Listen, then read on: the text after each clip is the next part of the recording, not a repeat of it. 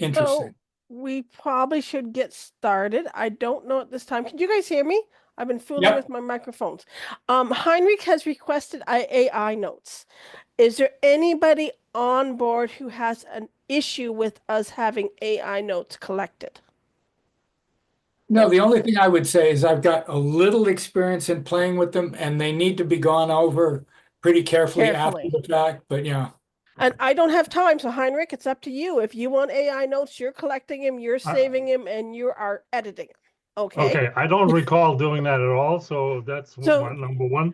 I am trying to figure out whether this works for my own Lake Association, so I don't oh, mind giving it a try for now. I'm all not right. going to guarantee that I'll continue to do that. So If it if you works, decide if you decide later you don't want to do it, that's okay. okay. We thought it was something you wanted. Well, yeah, I have an interest in it. So yeah, my short-term memory is extremely poor. Uh, I think you know what my theory is. There's just so much stuff we're putting up there that there's just no space left, and things just don't stay in. I'm going with that at least. I like that. I like that. Two, the inbox is full. Um, so I guess we should get going. Welcome everyone. This is our first general meeting as we outlined last week, but we're going to welcome people. We're going to do some updates. And then Dana Williams, thank you for joining us today. We're going to try to flip over and let her start talking about we're going to try for 4:25. I have to leave on time, so I might have to leave it to Natasha and Mark to close down the meeting because I have to leave on time today. Um, but we're going to try to stay on track.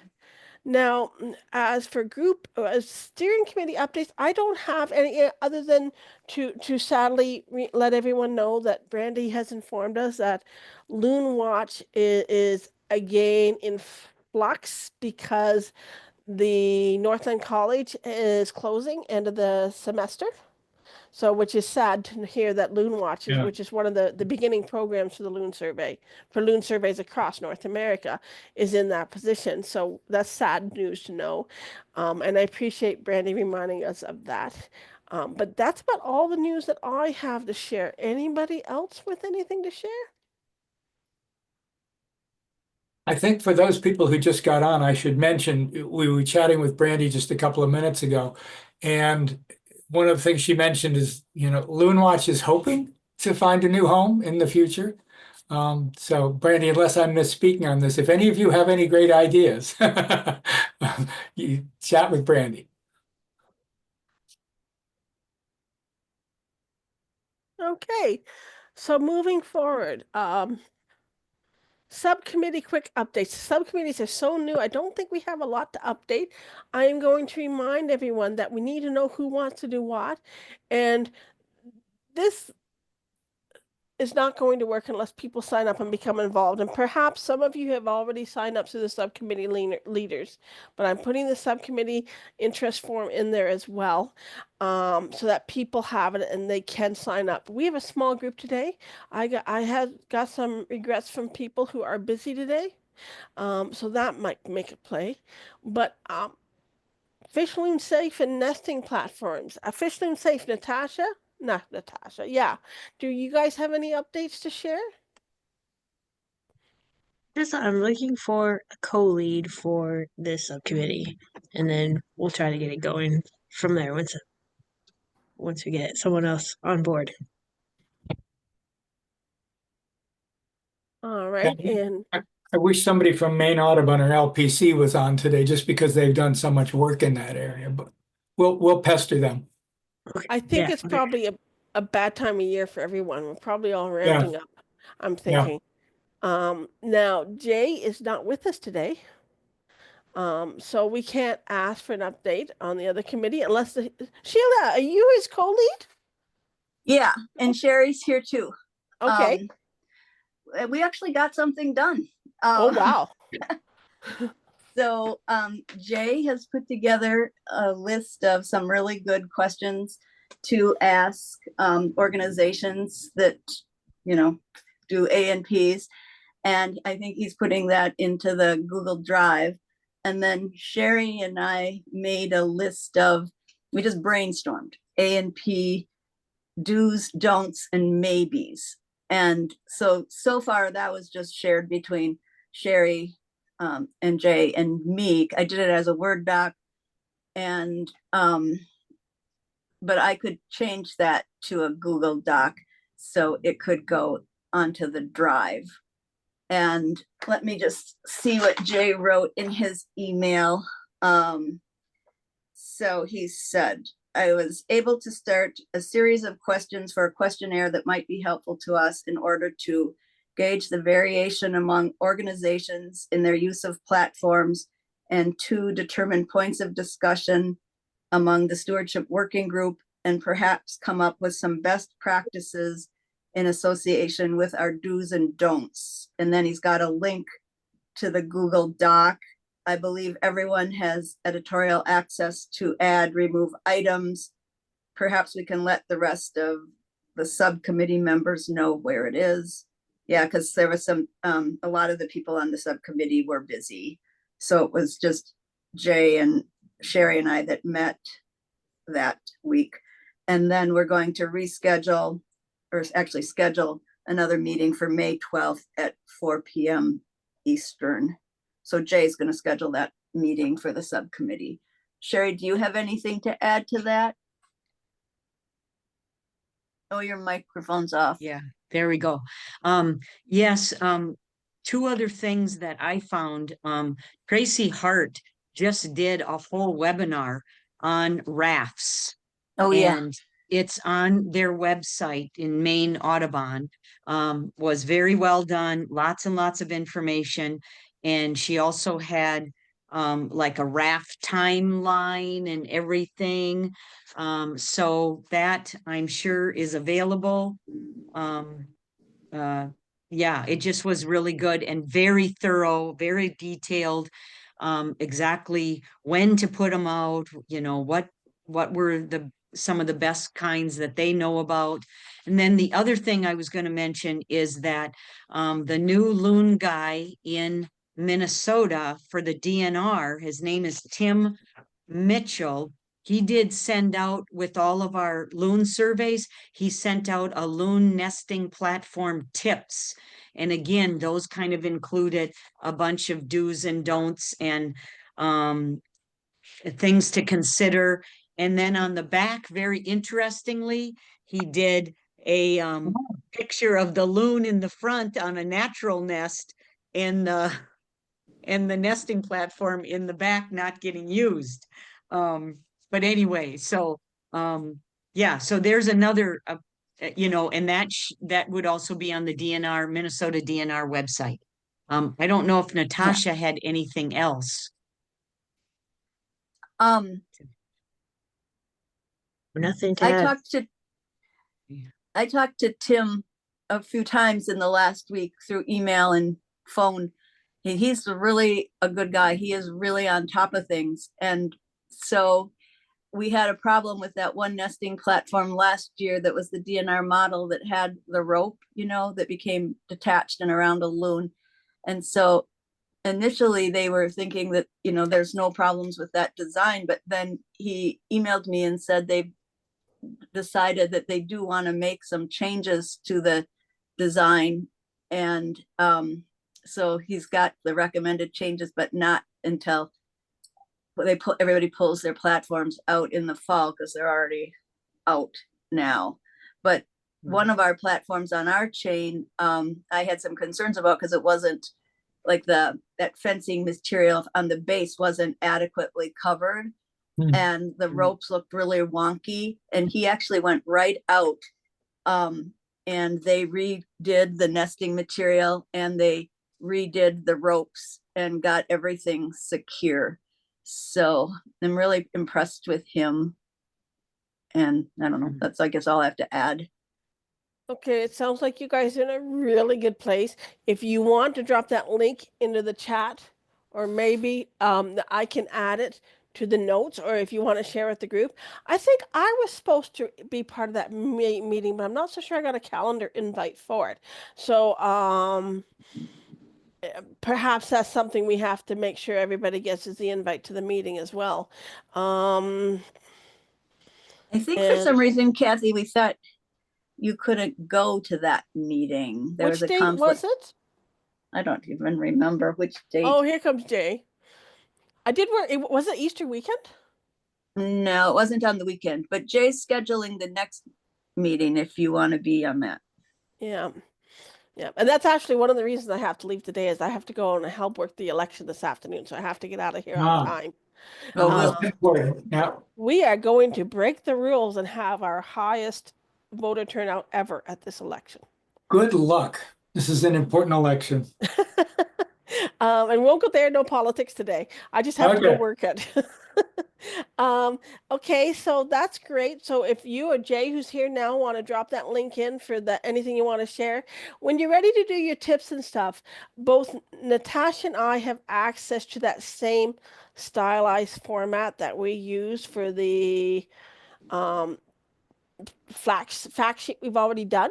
Mhm. So we can, even if it's longer or similar looking in some format, you guys can use that as well. I'm thinking it's probably going to be a bigger document. There's much more to share involved. But that's something to keep in mind. Now, on the next topic, since Jay's just going to have to trust that you shared everything he wanted you to share. Monitoring loons, that group has gone nowhere. Right now, it's a combination of myself and Heinrich and nobody else. So we definitely need some additional people involved. Maybe one other person has signed up. Right now, I'm trying to get through the worst of my early season, and then I will start some planning. And if Heinrich wants to do some planning instead, he's welcome to take over as well. But it's more of a case, I think, to even get anywhere, we need 4 or 5 people, wouldn't you say, Heinrich? Yes, and I also Yeah. think we need to determine which way to go with this, whether this is something we are looking at groups of lake associations, or who's going to monitor what. Is it Jay's doing a great job on Lake Jocassee, but that's almost impossible for a volunteer group to mimic or copy. So I think then again, we have webcams and people who you spend 24 hours a day looking through a webcam. So there are huge opportunities, but if we don't have these people on the committee, we're not going to go anywhere. So it's a little tough to figure that out. Maybe that's the first place to start is, well, when I find time, and I will organize some of the stuff. We already have a fair bit on file on different monitoring techniques. So maybe we can start by sharing those with the group, maybe. Tamara just mentioned because of certain issues in the US that it's been difficult to sign up for stuff, and that's perfectly fair. So some of these things may not move as quickly as we want, and that's good. Like this is a work in progress. Not everything has to happen all at once. All right. So the next topic. So yes, sign up, and what I'll do is when I finally catch my breath, Heinrich, I'll give you a call, and we'll set up a time we can sit and chat and make some plans, and hopefully other people can show up as well. Sounds good. Interestingly, I ordered a fancy camera to survey a nest. Of course, it's coming from China. Well, guess what? It's not coming. It's nowhere. And I just heard from a friend in Seattle. The Seattle harbor is empty. There are no container ships. So you can send it to my place, and then I can somehow figure out how to get it to you, because we're having great fun working with China. Nah. rub it in. So the next topic is recent events, relevant monitoring monthly topics. I don't know. Thank you, Tamara. I don't know if anybody has any interesting topic to discuss. I did see 5 loons. I did not. I saw a photograph, my sister who gets out birding more often, of 5 lovely breeding loons sitting on Lake Erie 2 weeks ago. But I went out birding and I didn't see a single one. So, but I have nothing new other than we're gearing up for our programs here. We can do another 5 minutes or so before we go into talk. So if anybody has anything or any questions or anything they want to ask, put up your hand or just start talking. I was just going to say to Brandy, we're so sorry to hear about this, especially because Loon Watch has over 40 years. And it Yeah. was, if there's anything else that we can do, you know, let us know, but it's just very, very sad. Yeah, and we're not totally certain it's the end of the run. There's some people working on it. We have at the Sigurd Olson Environmental Institute where Loon Watch is housed at Northland. There's a good group of people trying to make their like a new nonprofit. Um, it's just hard with the way the school is closing that we have no information about really Mhm. anything. Like if we can keep any of our equipment or brochures or Oh, things, or even if you have like any money that has been donated to Loon Watch specifically, is really uncertain. So we mhm. could end up starting a new nonprofit with like absolutely nothing, and see where it goes and hope we get some donations, or maybe Loon Watch will just get picked up by another organization, but Mhm. unknown about that. But if anybody is like interested in joining that working group, they meet every Thursday, and I'm happy to loop you in on that if you have some thoughts about where we could go with it. I did have a couple questions from people I got for some of our volunteers, and it's one of them, person had sent me a photo of a loon nest, and it looked like they thought an otter had dug out the bottom, and there's like a hole with the water underneath it Mm. there, and they were asking me if they should go out and put like some wire mesh and stuff at it. Wondering if you guys have any thoughts about that. And somebody else reached out to me asking if anybody ever has experiences with muskrats chewing the styrofoam of the platforms they put out. I've certainly heard Anybody has the any thoughts muscular on thing either before. of Yeah. those things? I would appreciate it because I have not done this before. What was that, Yeah. Mark? No, I have heard the issue with muskrats and styrofoam and things before. So I think that's not new. Mm-hmm. Not Brandy, new. I often come up with odd and strange ideas in terms of other Wisconsin organizations that to bounce ideas around. Do you have any contacts with the folks at the Crane Foundation in Baraboo? I do not know. I All feel like right. somebody else might have mentioned that briefly too. Yeah. Why don't you email me offline or something like that? George Archibald is an old friend, and I don't know that that would be an appropriate home, but he's got a lot of connections and he's really good at raising money, and he might be a good person to talk to. Okay, great. Yeah, I will do that. Any comments other than Natasha says that muskrats chew nest rings, and Mark mentioned muskrats as well. Any other comments to go with that, guys? I see them in the chat. I'm going to try to copy the chat, but you guys may find that I'm bad at that because I can't I forget it's there at times. Hopefully the AI will pick it up. I'll It'll let spell you know. loon wrong every time though. I'll just add that I don't know what animal did it, but it chewed the wood of a platform, like the corners. So there was wood inside the the tubing, and so the two front corners got chewed off so that if there had eggs could have Hmm. rolled into them. But I think they did it more towards the end of the season. The nesting was fine that year, so the platform owner replaced that whole bottom surface. Did it look like those classic beaver tooth marks?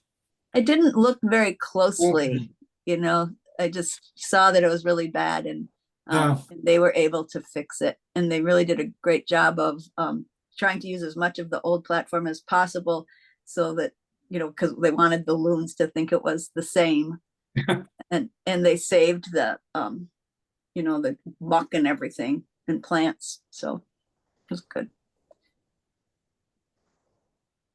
Oh, I have a related question though.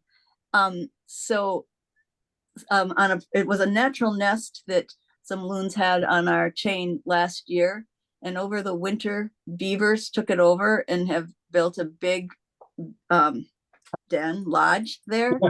And so the loons have returned, and they wouldn't necessarily use the same nest, but they're in the same area now as these beavers. And the person that is the loon watcher in that area is just wondering, would the beavers attack a loon nest? I've had one report. I don't know how accurate it was. Certainly the new loons will attack the beavers. I've had lots of reports of that. Okay. I have Anybody had else? one person who said that the beavers took the chicks. And I'm saying, are you sure? And she said not seen it, so she's making a big assumption. Yeah, And you know how that works. but the loons will attack the beavers. Loons will go after bears and bald eagles, beavers, whatever goes anywhere near them. They're ridiculous about it. Okay. Well, thank you.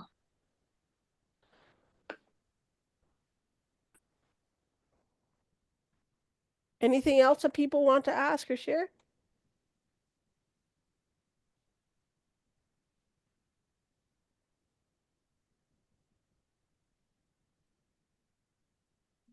And I guess it's a good time to move forward. Oh, I like being on time. All right. So without further ado, I'm going to make this shareable. Like, Dana, do you need slides? Yeah, I'll share my screen. I'm going to run through most of my NELSWIG presentation. So those of you who are at NELSWIG, I apologize about that. But I also have LoonWeb pulled up so we can explore that as well. Nice.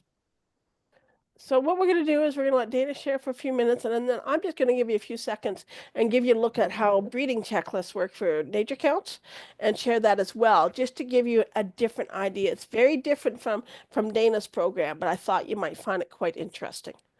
All right, so you should have the ability to share now, Dana. Okay. Oh, And perhaps. I've got about, oh wait, sorry, I got to find share. I've got about 20 minutes or 15 Yeah. minutes or something. 20 minutes for sure. Okay. Yeah. All right. You good? Is that showing up on people's screens? Yes. There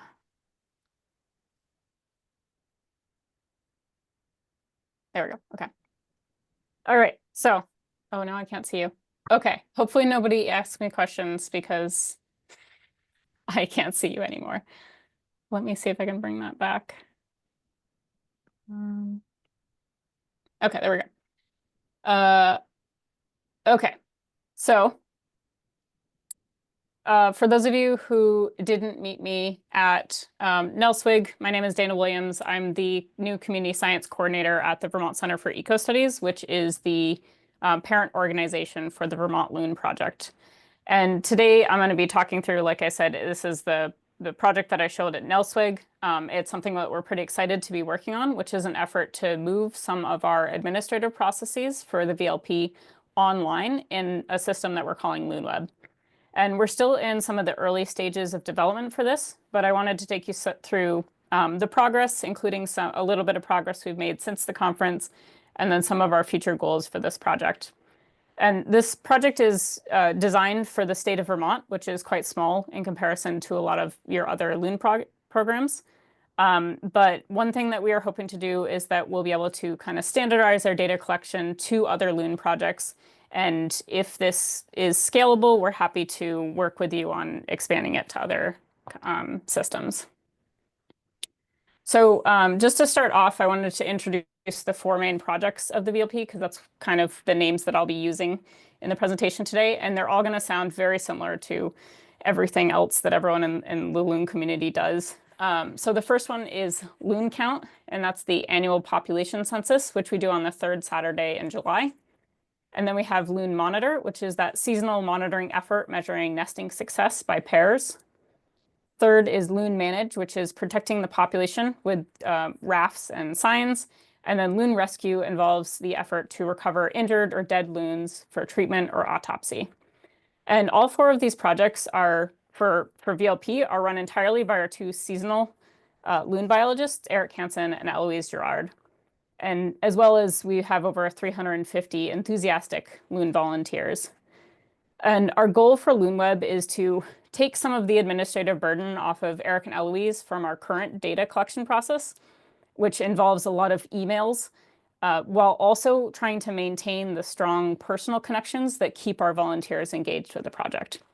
And one thing we're also hoping to use this platform for is closing the loop on community science by providing our volunteers with up-to-date and relevant information about how their data is being used to conserve loons in Vermont. So what is LoonWeb? It's a software system with 4 interconnected parts. The first is a platform where volunteers can self-select assignments for different projects.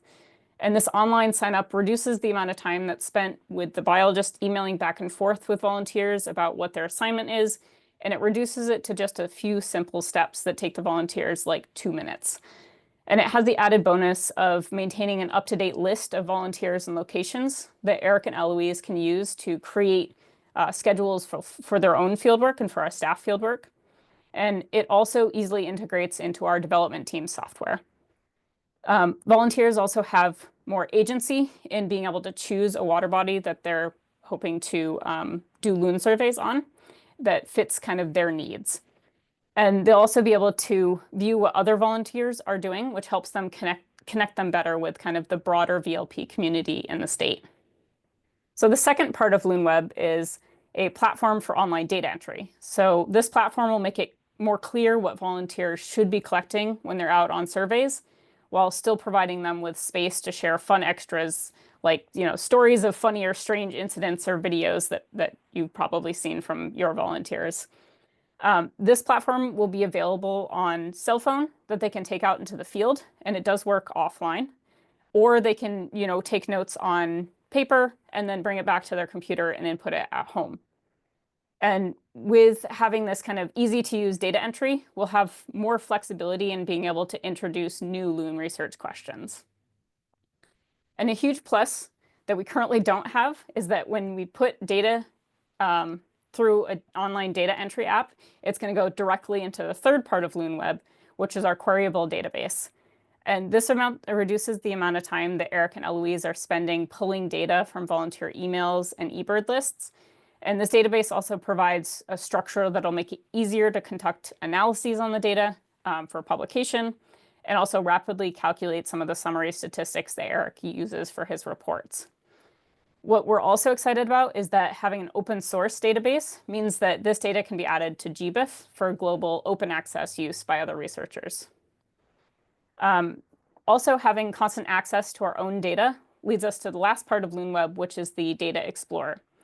And using this, we can funnel the data that volunteers collect directly back to them, closing the loop on community science by showing them in real time what's happening with loons on their lake, but also what's happening with the loon community on lakes across Vermont.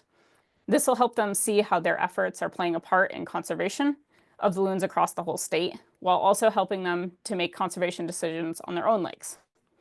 And the information that they get from the Explorer can also help them make decisions about where they want to participate. So here is kind of the view of LoonWeb. We're well on our way into this first part of the sign up and explore. And I'm going to talk through a little bit about it, and then I'll go through the loop of how to use it. So what's nice about the LoonWeb and Explorer, I'll just jump over here, is this website allows volunteers to explore previously recorded data, find information on lakes, sign up to participate in our various projects by adopting a site. Volunteers also have multiple options to navigate the site based on their personal preference. You've got a predictive search bar, this sortable data table, whoop, that's gonna be very hoppy around, a map that you can kind of move around in. And that helps us, especially with some of our low tech volunteers or older volunteers who are less comfortable with technology, that they have a lot of options that they can use it in the way they're most comfortable with. Data from the projects can also be summarized at different levels, including seeing things at the entire state level. We can also zoom down to the county level, the town level, and down to the lake level. And at the lake level, there's also extra lake information that can help users plan their visits. And when people sign up for LoonWeb, they also get a LoonWeb account, which keeps track of their project participation, the adoptions that they have, and will eventually be keeping track of their data submissions. And we're using a process called browser authorization, which is associating the user's browser. So for instance, here I'm using Firefox, and that'll be associated with my email. And that avoids any complication of having to remember passwords or usernames or having any of those password reset loops that usually get people kind of stumbled up. The idea is that you sign in one step and you stay signed in forever until you choose to log out. So the way that LoonWeb works is in 4 simple steps. So first, you choose a project. Let's say we're interested in signing up for Loon Monitor. Next, we're going to find a lake. I'm going to choose Ball Mountain Lake in Jamaica. And you can see I zoom straight into lake once I click on it. And then I'm going to click Adopt. And it's going to bring me to my sign in. So even if I haven't created an account, this is the creation process. All I do is put in my email, click Send.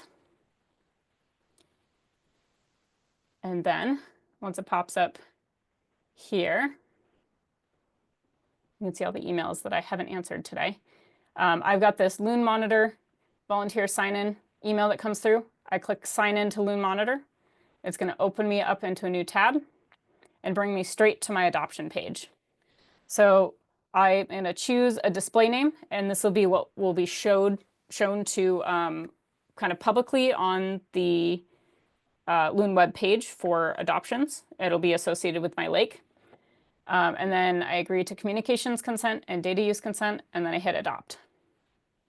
It's going to bring me back to my lake, but my lake is now green, which means it's adopted, and I have the ability to unadopt here as well.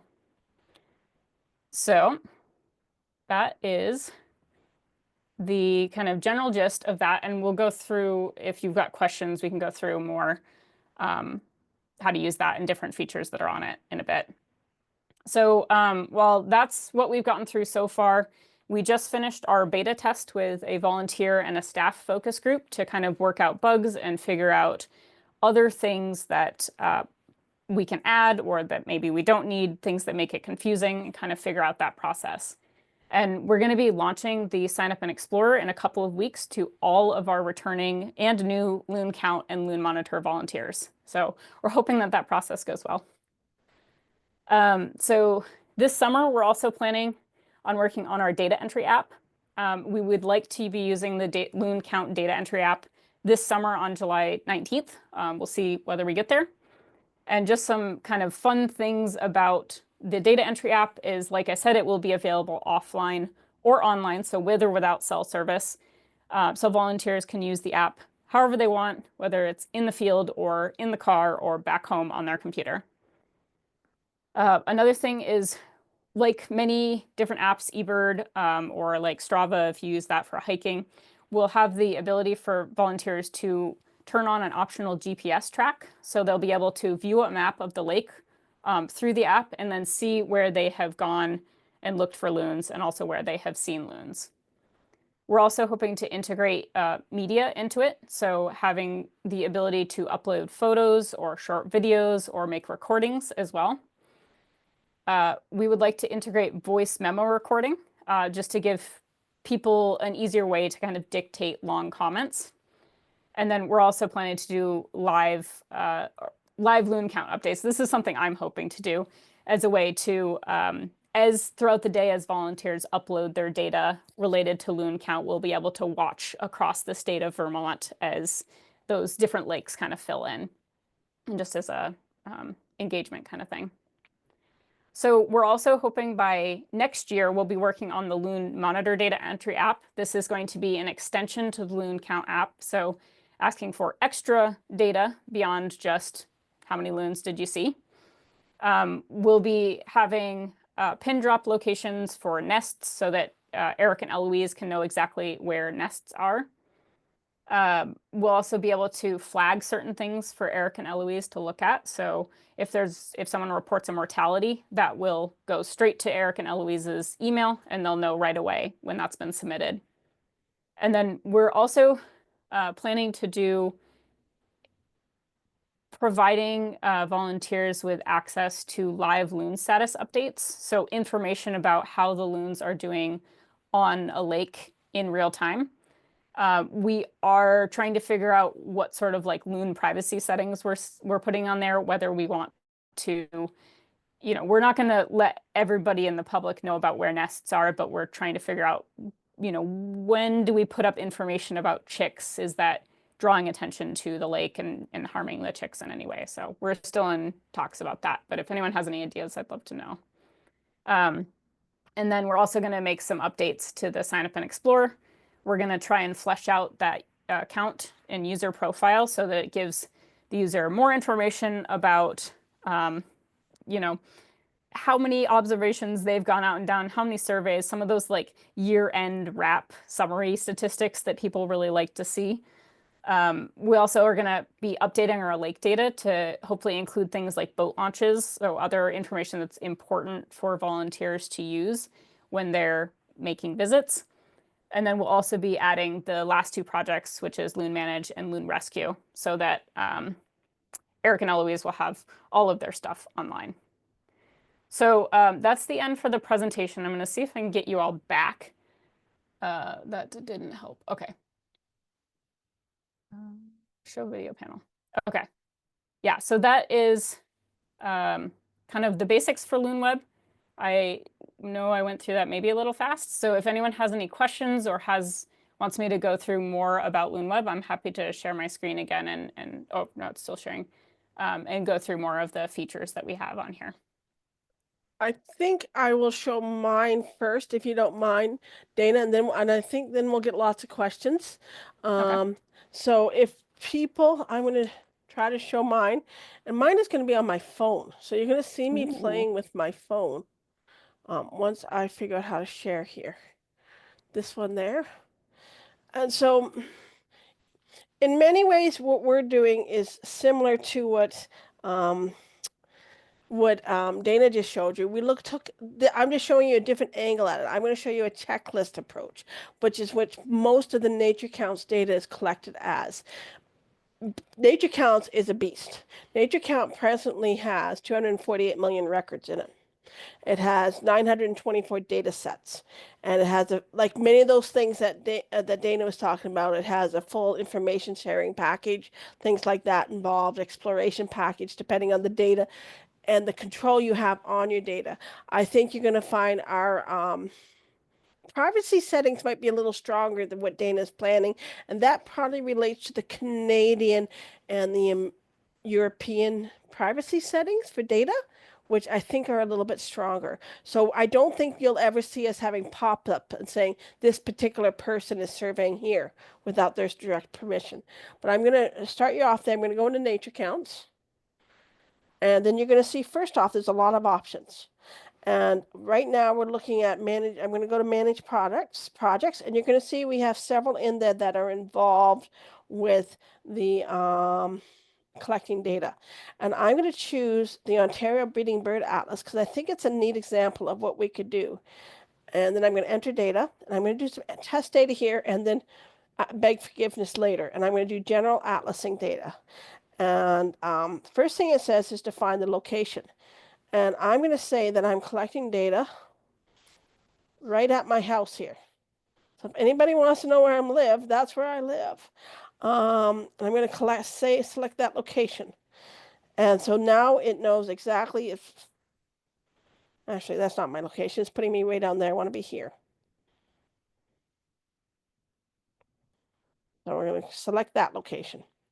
So next, I can put on a track just like Dana suggested. And then I'm going to continue. It gives me all the instructions. And we'll let it go. And then you get a checklist. And I'm going to say common loon. And I'm hoping that my colleagues, when they see common loons, is going to allow at all times the location listed there. I've got a brand new phone, so it's asking me lots of questions. So I'm just go up and I search for the species. And it's not going to automatically give it to me because it's not a common species found on land. So I'm going to go show rarities as well.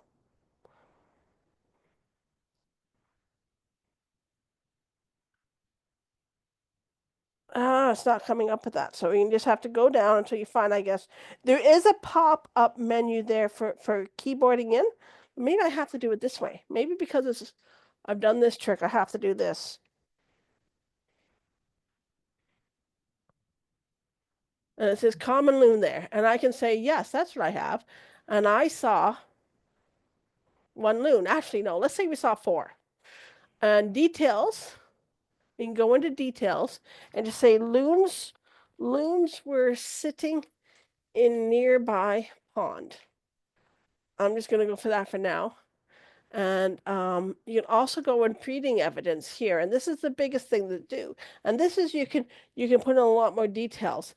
And anything that's in red is breeding evidence that's not quite appropriate for this time of year. And anything that's in yellow is cautionary. You might not think that's a good choice there. And if you click on the little button, it'll actually tell.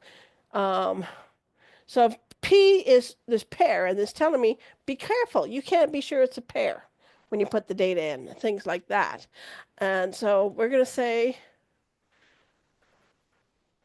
we're going to go first year young, or fledged young, which for loons, for an atlas means that they're just off the nest. And I'm going to add some more details and say here, caps.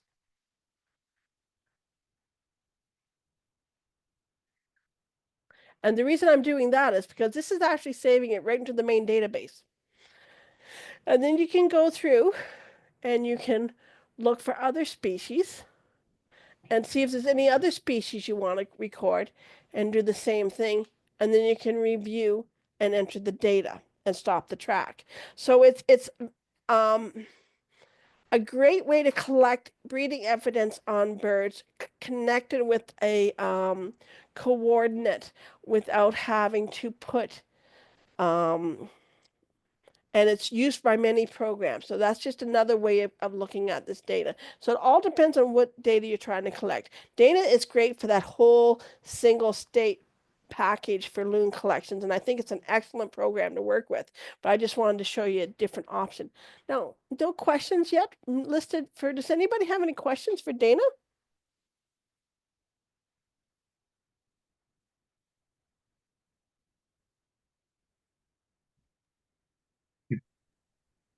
I have a Alright. question. Oh, Okay, somebody else Brandy? talking. Did you all have a program designer make this for you, or did you have somebody at the Vermont Center who does this kind of stuff? Yeah, so that's something that I ended up skipping in our talk is our process. So we actually do have a software developer on staff. And what he did is last year he put together a prototype for the data count entry. And this year he decided he needed a little more help. So we put together kind of a software design team. And I have ended up being the software designer, which is not in my background, but has been a really interesting process. So what we kind of did is we sat down with Eric and Eloise and identified all of their needs, their problems that they were encountering and obstacles with that administrative process, figured out what things we could probably put online or put onto the volunteers. And then I went to a volunteer focus group and talked with them about their needs and their obstacles or wishes for the project. And then we kind of put those together, created a design, which I just drew on a bunch of whiteboards, and then our software developer built it. And then we've been through 2 separate extensive rounds of testing to make sure that it works for us, that it works for our biologists, and it works for our volunteers. And then I'm currently going through and making sure that all of our informational material that we're going to be passing to people and instructions are, understandable and easy to use. And what's been really exciting about the sign up in particular is even my volunteers who couldn't figure out how to use Zoom could figure out how to use the sign up. So that was a big plus for me. Yeah, that's a slick sign up. And there's not a lot of prove you're a robot kind of things that a lot of them are required to have. Now, Tamara is wondering if this can be adopted by other states. I'm thinking that's a couple years down the road, wouldn't it be, Dana? And also, do you have the servers for it? Yeah. So We are working out right now. We're actually working with Maine Audubon about whether this would be feasible for us to, like, what that whole process of looking or working between states and transferring, making it work for them might look like. Our biggest obstacle right now is probably funding. We're out on our funding, and I'm looking for new grants to cover kind of our future work. Again, this is entirely salary based, so Jason and I are hired by VCE, and whatever VCE wants us to do, we can do. So we do have flexibility for the Vermont stuff, but working with other states, we'd need to figure out co-writing a grant or something to help cover that time. But the goal of this whole process is to make sure, or is to have it be available for other states. We're more than happy to share code or, run the system or anything, because we're all about open source data and collaboration in science and everything. And, the loons don't recognize state or country borders. So And one interesting thing about big programs like ours and Dana's, once you have the programming started, adding, using that existing programming and leveraging it across more places is far more cost effective than startup. So your dollars will go farther the more people are involved, up to the point where your servers run out of space. And that's always a concern. That's a concern that we've read into a couple times already. Yeah. So the question about cost is a really good one. I don't know anything about the business side of this. We were working originally off of that BP grant with the U.S. Fish and Wildlife. And we're just about through that grant. I don't know how much of it, some of it was used for rafts, so I don't know how much of it was devoted to this. Jason's pitch he likes to give is a $30,000 versus $3,000 view. You really need the $30,000 view to make it, a really good system. But I don't know. I think 30,000 is just a random number that he's chosen. He told me in total for everything, a $200,000 grant would be great, but that's for creating our system and the possibility of spreading it out. So, yeah. Mark? Yeah, two quick things. And Dana, you may have talked to Tracy about this already. On the main end of things, there's some state funding that one can apply for, the Maine Outdoor Heritage Fund. And we've had in the past some luck getting various loon funding from that. There's several application cycles a year, and that's something that, we could certainly talk to Tracy about. Maine Audubon may have other goals that they want to go for that, Yeah. but with a discussion. The other thing, and I mentioned this at Nelswig, I can't remember if you were there when I mentioned it, but we're in the late stage processes of putting together the regional mortality database at the University of New Hampshire. And that's SharePoint based. But if there's an interest on your part, on VCE's part, of linking to the mortality data, which includes all the Vermont stuff as a subset, we can talk to Megan Muniz at UNH and see what we can do with that. Yeah, I think we definitely will be. When we open up Loon Rescue, we really haven't sat down and talked about, what our needs and our volunteers' needs or desires for that project are. But I would imagine we get a lot of questions about, when I've turned in a dead loon, what has happened to them? What was the cause of death? So people really want to see that information. We just have to figure out how we're going to integrate that and how much of it we're going to integrate. So we'll definitely reach out when we get to that project. Thanks. Yeah, thanks. Canadian Coastal Wildlife Habitat Cooperative, CCWHC, has a neat dashboard if you want some to Yes, look they at. do. Which one is that? CCWHC. It keeps changing, but I'm pretty sure it's CCWHC right now. Okay. Yeah. And that's the place that does necropsies of all wildlife in Canada. Yeah, they coordinate. I mean, they coordinate everything that's done on wildlife in all the different provinces, and they centralize their data collection in Saskatoon. Yeah. Any other questions, folks? What is LPC using? Are they using us to have their own data collection system, or have they been interested in yours, Dana? LPC, if I can remember, they are using, I believe, mainly the paper data sheets. When I first approached them, this was way back in the fall when we started working on this project. They were very hesitant about the double count issue with Loon Count. We're trying to work through that now with Maine Audubon to see if our data entry system can effectively handle that. And we're kind of testing out a couple of different ways that we're hoping to do that with, like distance and direction, which I think the Adirondack group does. And, you know, putting maybe spheres around points to flag potential overlaps for manual review. And I don't want to speak for LPC. I think if we have a system that seems to work, they might be interested. But I haven't, confirmed that directly with them. Okay, thanks. Yeah. They had a very simple online form that all as well that kind of looked like a office form or a Google form. Oh, that I yeah, think probably a they Google form. also use that as well, but I don't think it was their main data entry system. Any other questions? Anything that Dana has time, so is there anything else you want Dana to re-show you? I'm happy to go through a couple of other features that we have. I don't know Sure. if people are interested. It's the other thing, or if you're like ready to leave. But just I'll share my screen real quick. Go So for it.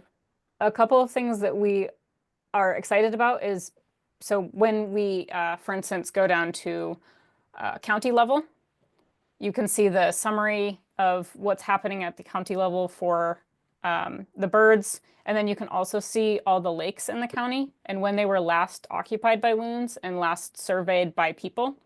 And that helps our scientists a lot with prioritizing. And it also helps our volunteers, especially our new volunteers who are coming on to like decide where they want to go. And one thing that was fun with the volunteer focus group was when they were using this and they saw this feature, a lot of them were like, oh, when I go on vacation now, I can stop and do a survey at a lake, you know, on my vacation. And so we're hoping to get some like extra incidental surveys from that as well. Another thing, I guess it logged me out. No, I'm not logged out. Okay. What we just put in, and this is part of trying to get to a system that works for more groups, is territories, or, you know, not territories in the biological sense, but a lot of people for loon count split up lakes because you have such large lakes. And so we're figuring out a system where we can split up lakes and have them be individually adoptable, or, you know, in that sort of, so that people can see how lakes are divided, see where loons are on their lakes and all that kind of stuff. And that's been our struggle for the past 2 weeks, has been trying to implement that process. Is Vermont at all concerned about losing track of data, like no bird data, things like no hatch, things like that? I don't know. I think in terms of like no hatch, our current volunteers are reporting those. I think what might be helpful for this system is that if people drop by a lake and they don't see loons, we might get more of those zero surveys in which I don't think people are currently reporting. We have one problem that it requires a fair bit of online data processing time for us. And that is people, if their pair dissolves early, they don't follow through and give us their last report. And so that's something that's important to keep in mind. If you could find a way to prevent that from happening to you guys, you will be in a better place than we are. Because I was just looking at the data the other day, and we have to go through and do the same thing again. We have to add that final visit to a whole wicked list of lakes to say, yes, the zeros continued through, and decide which ones are real zeros and which ones they could have re-nested. Yeah. One thing that we're hoping to do both with the user accounts and maybe with like the last surveyed stuff is putting up when a lake was last visited. So for a person, when they sign up, if they, you know, are supposed to go every 3 weeks, we can put something on their account that, you know, gives them an estimated date. Hey, this is around when you should go do another survey. And maybe we have the option, if it doesn't get too annoying, to like email them as like a prompt. Be like, hey, it's about time you go back out and do some more looning. And then That's for a cool idea. yeah, for the last survey thing on the water body names is if you have in there the last time that data was entered, a date, then again, we're going to add a priority in here that'll be sorted by, so if someone's looking to go to a lake on a one-off, or Eric and Eloise are looking for a schedule, they can look, and priority 1 lakes will be ones that haven't been visited in a while. That means someone needs to go out pretty soon and go do a visit. And so we're hoping to cover some of those people who kind of disappear throughout the season. We can cover them kind of with other volunteers who are happy to move around and do other surveys. So Great idea, because it feels like anymore with modern volunteers, they need to have shorter expectations placed on them. So you may find if you can set it up right, you get more data if you have multiple volunteers on a site, but that whole the double counting is a real problem there. Yeah, so we do have the ability, so all of our projects and all of our lakes, you can have multiple volunteers sign up for them. We're still trying to figure out how we're going to remove those double counts from Loon Count, but the main one that we're concerned about is Loon Monitor and getting kind of that seasonal data. And there, it's highly unlikely that 2 volunteers are going to go out at the exact same time. So you're going to have data, and you're going to treat each survey as a different kind of observation period. And you can kind of filter out what the overall season information was from that. And so this has been very interesting. And it is 4:58. Do we have any other questions, folks? Nope. Thank you so much, Dana. Yeah, of course. Thank you all. And sign up for the subcommittees, folks, who's here. And Mark, Jay, send me a notice when I have to go to the next meeting, please. Subcommittee meeting. And the other thing we'd like, Jay, if you don't mind popping me a link to that document you created that you want to share with your subcommittee, I'll make sure it's included in the notes. And any other final comments from anybody in the subcommittees or in the steering committee, or just anybody in general? Kathy, do you want our do's and don'ts and maybes list? Do you want me to send that to you? Well, Jay says yes, that I want that. If I will just add it, I don't think the whole group needs to know it until you're happy with it. But if you want us to share it with the rest of the subcommittee via the notes, we can do that. I'll let Jay can decide. They're just 2 different things. Kathy, just a food for thought question. Considering the number of people on this group and the number of committees, I'm not sure it makes sense to create an observation committee. I think we're better off working on a few things more intensely rather than having too many committees. I mean, we're all observing loons, and if there are a number of people that have a specific idea and we're realizing that as a group, then that's the time to create a committee. I'm not sure. I would have to now go out and find people who are actually into systematic observation. I don't have that time to do that, but I think it's a worthwhile thing to do. But we need a younger person who really wants to study this, and I think that makes a lot of sense. But creating something with 2 people only doesn't make sense to me. Well, then we're on the exact same page. Okay. And there goes my fire alarm. I guess we're cooking something out there that's not happy. So I will say we'll just keep it up for now, and if nobody signs up, we'll just quietly let the committee die until we have other things accomplished that are more accomplishable. I think the other 2 committees also they can produce a product much quicker, I think, as well. Right. So I think you're right, and we'll give it some time, and we'll see if anybody joins up in the next couple weeks, and then chances are it'll just quietly, based on what we've seen so far, quietly just go away. And then if we need to bring it back later, we will. Okay, Okay, all right. very good. All right. Yeah, thank you. Well, I should say goodbye, folks. Thank you, and thank you very much, Dana, for sharing with us. If you have any questions for Dana, we can forward it to her, or she can give her email, and we can add it to the notes. Maybe it looks like she's adding it to the notes now. Happy And voting. Vote for the guy with the dropped gloves. sorry. The guy who dropped his gloves.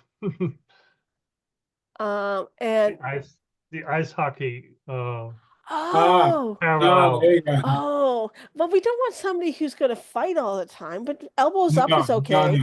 no. But you know what? It's too late now. It's 3/4 of the way through the polls.